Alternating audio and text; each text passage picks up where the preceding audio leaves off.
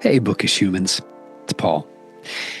I have 5 audiobooks that I wanted to share. When I hit play on these, it's like I couldn't click stop. Like the books they just held me kind of in their grasp. Like I would cook dinner with my earbuds in. I took walks that were super long, that I wasn't really planning to walk that long because I just wanted to keep listening to what was going on. These aren't just good books. They are like cancel your plans. I'm busy listening to my stories books. Let's jump in. First up is The Likeness by Tana French.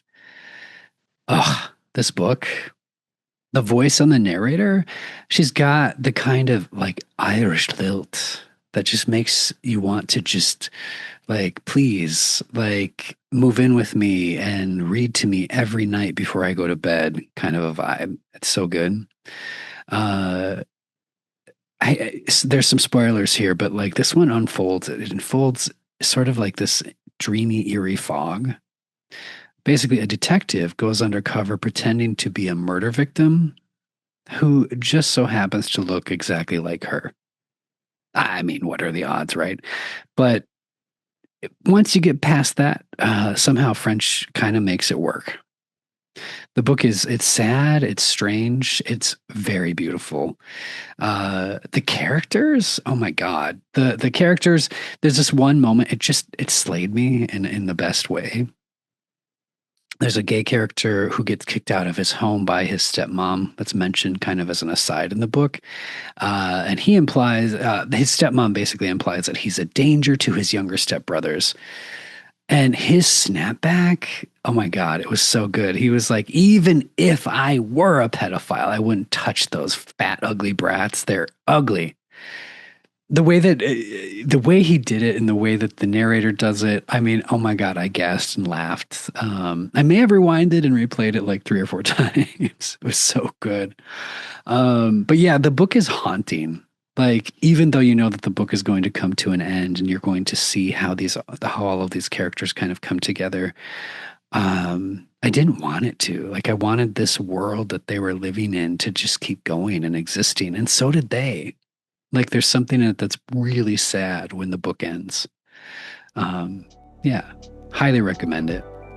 The second book, this one actually is nonfiction. This is a memoir with a title that really grabs you by the pearls and doesn't let go.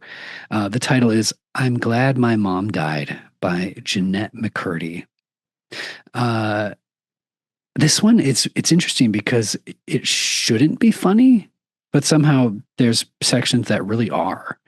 It's funny, but it's also, it guts you and it's honest. The author, Jennette McCurdy, like she takes us through her time as a child actor. It's not all Nickelodeon slime and red carpet smiles. Her mom is, well, I would say that intense is a gentle word to use with her mom. The book peels back the layers of family dysfunction and fame in a way that's really deeply personal, but weirdly relatable. I know for myself, there was sections of the book where I was like, oh, Jennette has gone to therapy and she has done some hard introspective work. And yeah, that was relatable for myself. The audiobook is actually read by the author, Jennette herself, which makes it hit even harder. It's kind of like she's sitting next to you, whispering her secrets. Oh, and you just want to protect her and also scream for her. Third up is Sunrise on the Reaping. This is a Hunger Games book, and I have one word to describe it: brutal. I'm a huge fan of the Hunger Games series. This one actually dives into the second quarter quell. So this would be like year 50 of the Hunger Games.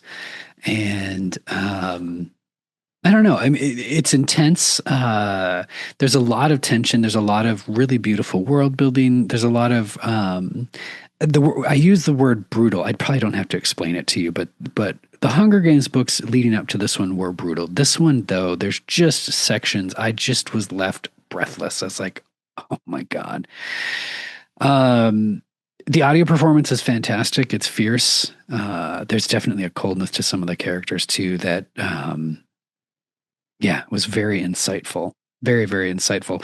There is a moment when Suzanne points out that the Hunger Games are on the 4th of July. Whew. Yeah, Suzanne.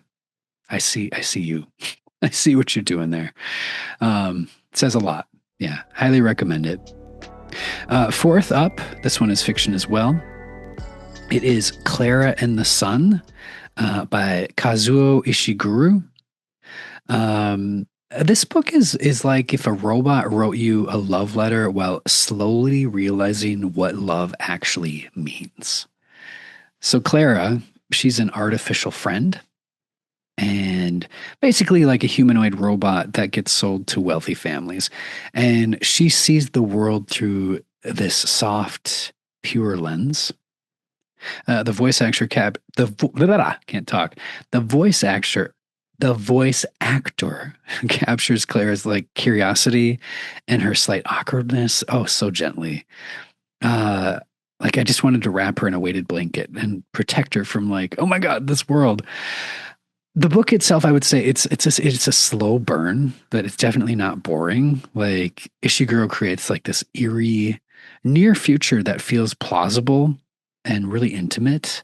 I really enjoyed, again, like all of these books, but especially this one and the last one here coming up. Like I really enjoyed this world, the world that they exist in. Yeah. Last, but definitely not least, is fiction. It's The Unseen World by Liz Moore. I have to say, this one surprised me. It starts with a girl raised by her brilliant, quirky father.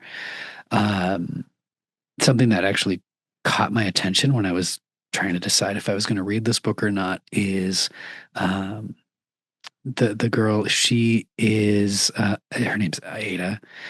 She's homeschooled. And then she talks about that right in the first page, and that really caught my attention.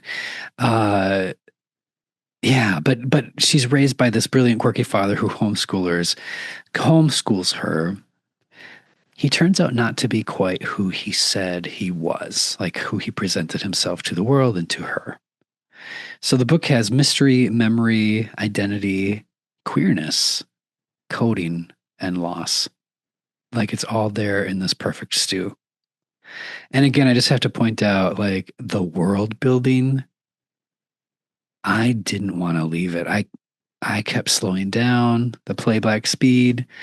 I went back a chapter or two just because I was like, I just want to make this last longer. I do want to mention something about this book too. Heads up on it. I got flack for recommending this book once because, actually not just once, twice, because there's a gay character. And the story touches on like the queer panic from like I think like the 1940s, 1950s, something like that. I guess some people still clutch their pearls when a book dares to suggest that queer people existed and that books that show some of their story and some of how that was complicated existed. You know, that makes me sad for them.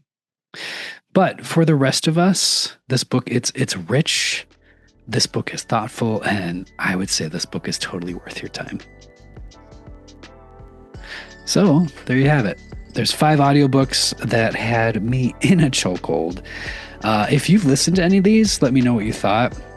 And if you got a recommendation that'll make me ignore my responsibilities, please drop them in the comments. And hey, don't forget to hit that like button. Subscribe if you haven't already, and share this with your fellow audio addicted friends. Until next time, smooches.